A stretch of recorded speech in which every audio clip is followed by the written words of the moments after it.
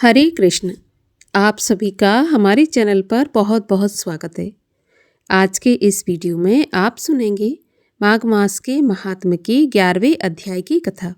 तो कथा शुरू करने से पहले आपसे अनुरोध है, अगर अभी तक चैनल को सब्सक्राइब नहीं किया है तो चैनल को सब्सक्राइब करके बेल आइकन पर क्लिक कर लीजिए, और अगर कथा पसंद आए तो वीडियो को लाइक करके औरों को भी शेयर करिए। तो चलिए शुरू करते हैं आज की कथा। माघ मास के महात्म्य की कथा सुनने से पहले सुनते हैं सीता माता के नित्य नेम की कथा, जिसको माता सीता सुनाया करती थी और भगवान श्री रामचंद्र जी सुना करते थे। इस कथा को सुनने से हमेशा अन्न और धन के भंडार भरे रहते हैं, कभी भी अन्न धन की कमी नहीं आती। तो आइए सुनते हैं नित्य नेम की कथा। एक बार भगवान श्री रामचंद्र जी को कहीं बाहर जाना पड़ गया, तो माता सीता कहने लगी कि भगवान, मेरा तो 12 वर्ष का नितनेम है, अब आप बाहर जाएंगे तो मैं अपनी कथा किसे सुनाऊंगी। तो भगवान बोले कि तुम कुएं की पाल पर जाकर बैठ जाना, और वहां जो औरतें पानी भरने आएंगी उन्हें अपनी कथा सुना देना। तो सीता माता कुएं की पाल पर जाकर बैठ जाती हैं। तभी वहां पर एक स्त्री आई। उसने रेशम जरी की साड़ी पहन रखी थी और सोने का घड़ा ले रखा था। माता सीता उसे देखकर कहने लगी, बहन, मेरा 12 वर्ष का नितनेम सुन लो। लेकिन वह स्त्री बोली कि अगर मैं तुम्हारा नितनेम सुनूंगी तो मुझे घर जाने में देर हो जाएगी और मेरी सास मुझसे लड़ेगी। उसने कहानी नहीं सुनी और अपने घर को चली गई।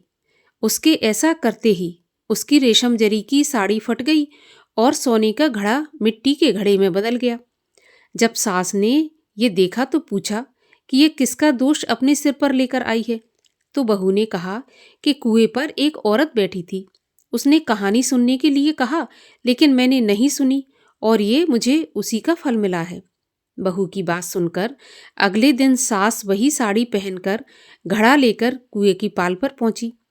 सास को वहीं पर माता सीता बैठी मिली। तो माता सीता ने कहा कि बहन, मेरी नितनेम की कहानी सुन लीजिए।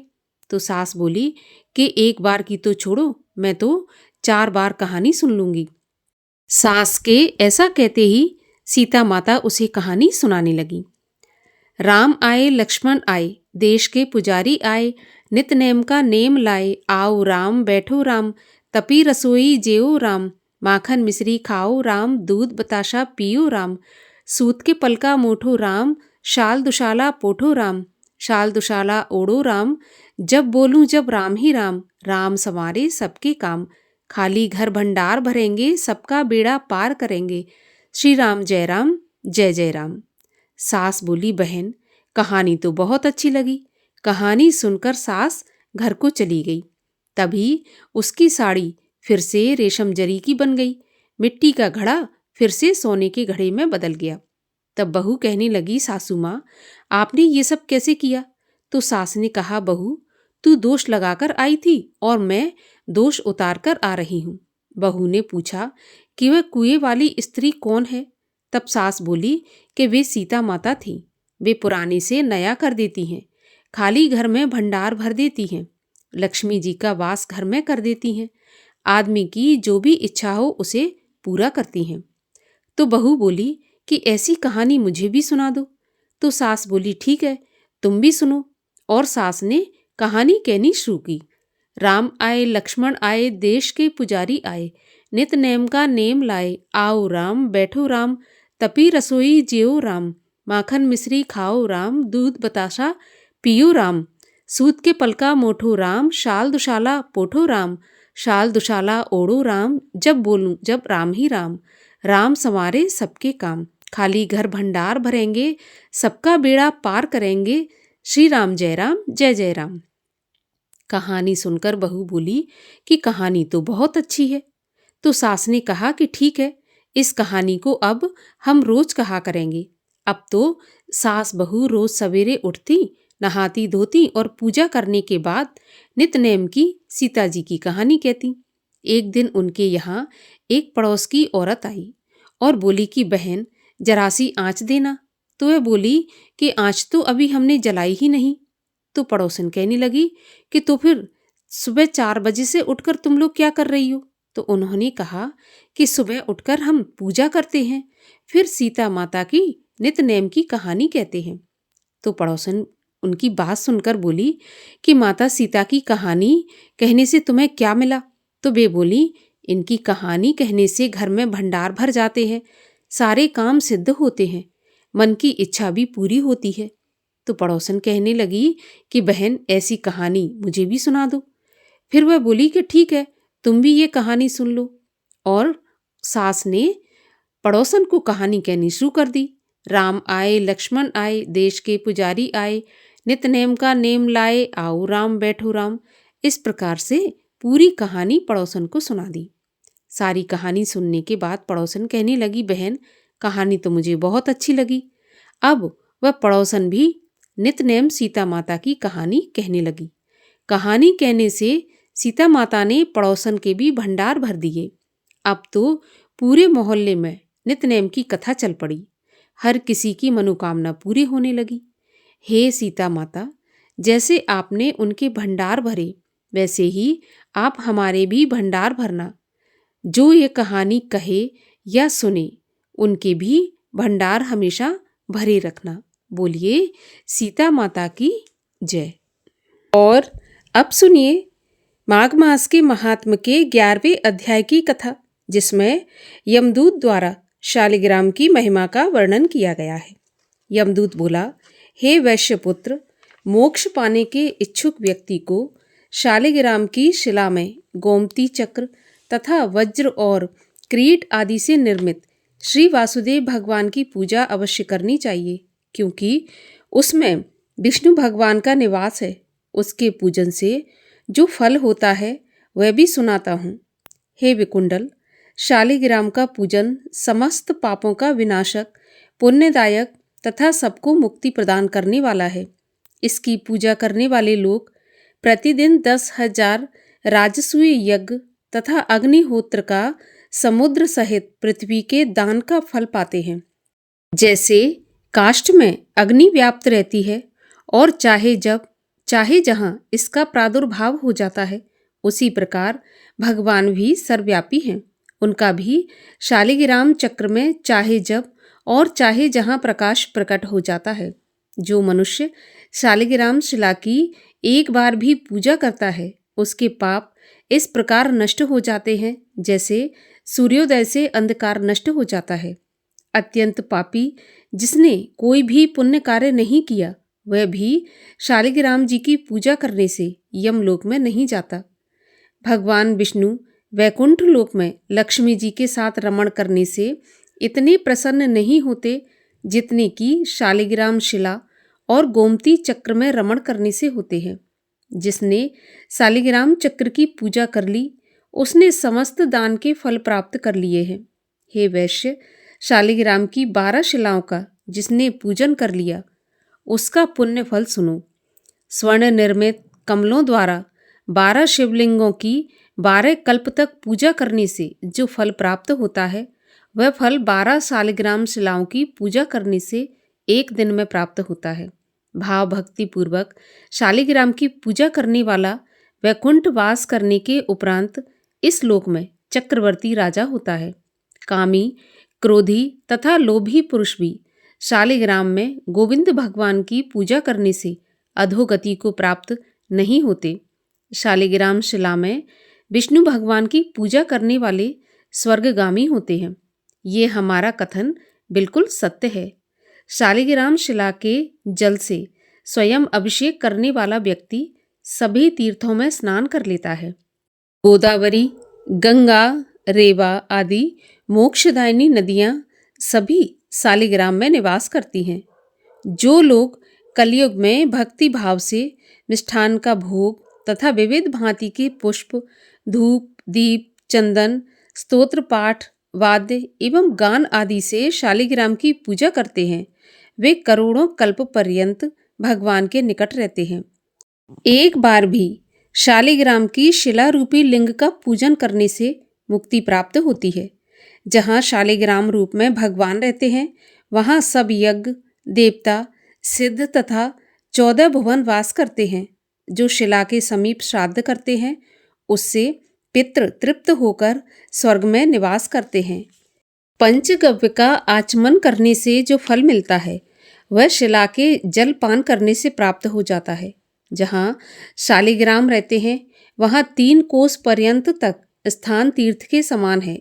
वहाँ किया गया दान हवन आदि करोड़ गुना फलदायक है। शालिग्राम शिला का जल तथा गोमती का जल दोनों को मिलाकर सिर पर धारण करने वाले व्यक्ति का शरीर भी चक्रांकित हो जाता है।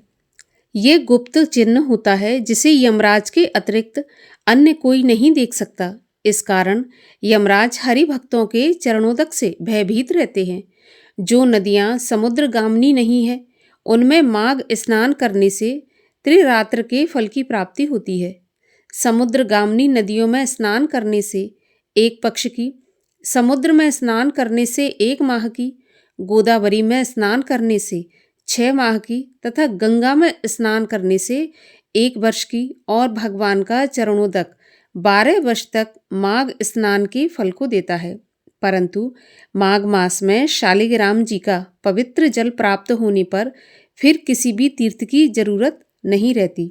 माता के दूध में शालिग्राम का 1 बूंद जल भी पान करने से मोक्ष प्राप्त होता है।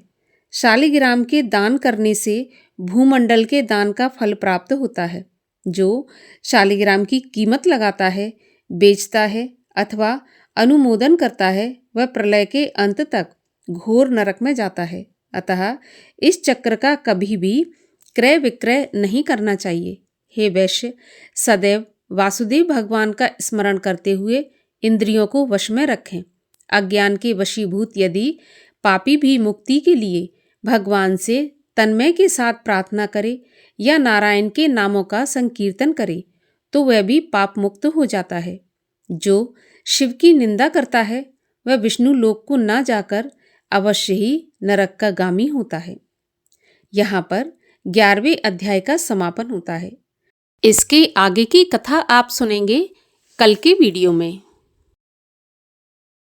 और अब सुनिए श्री कृष्ण चालीसा।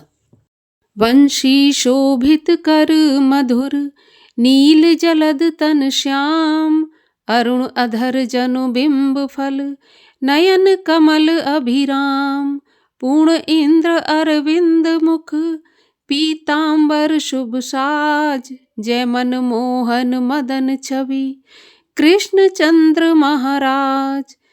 जय यदुनंदन जय जगवंदन, जय वसुदेव देव की नंदन, जय यशोदा सुत नंद दुलारे, जय प्रभु भक्तन के दृग तारे, जय नट नागर नाग नथैया, कृष्ण कन्हैया धेनु चरैया, पुनि नख पर प्रभु गिरवर धारो, आओ दीनन कष्ट निवारो, वंशी मधुर अधर धर टेरी, हो वै पूर्ण विनय यह मेरी, आओ हरि पुनि माखन चाखो, आज लाज भारत की राखो, गोल कपोल चिबुक अरुणारे, मृदु मुस्कान मोहिनी डारे, रंजित राजीव नयन विशाला, मोर मुकुट बैजंती माला, कुंडल श्रवण पीत पट आछे, कटिकई केणी काछनी काछे,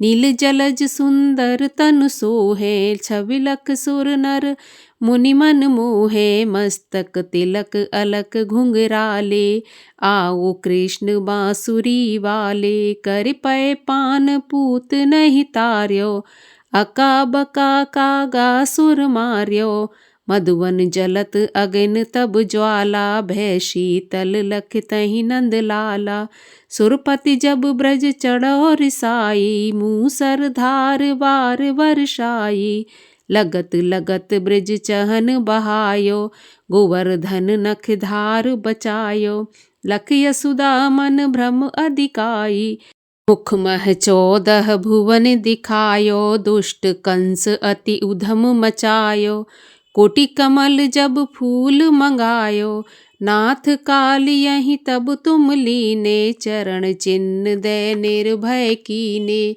करि गोपिन संग रास बिलासा, सबकी पूरन करि अभिलाषा। केतिक महा असुर संघार्यो, कंसहि केस पकड़ दे मार्यो। मात पिता की बंदी छुड़ाई, उग्र सैन कह राज दिलाई। मही से मृतक छहों सुत लायो, मातु देव की शोक मिटायो। हो मासुर मुर दैत्य संगारी, लाए शत दस सहस कुमारी। दै भीमहि तृण चीर संगारा, जरा सिंधु राक्षस कह मारा। असुर बकासुर आदिक मार्यो, भक्तन के तब कष्ट निवार्यो। दीन सुदामा के दुख टार्यो, तंदुल 3 मूठ मुख डार्यो।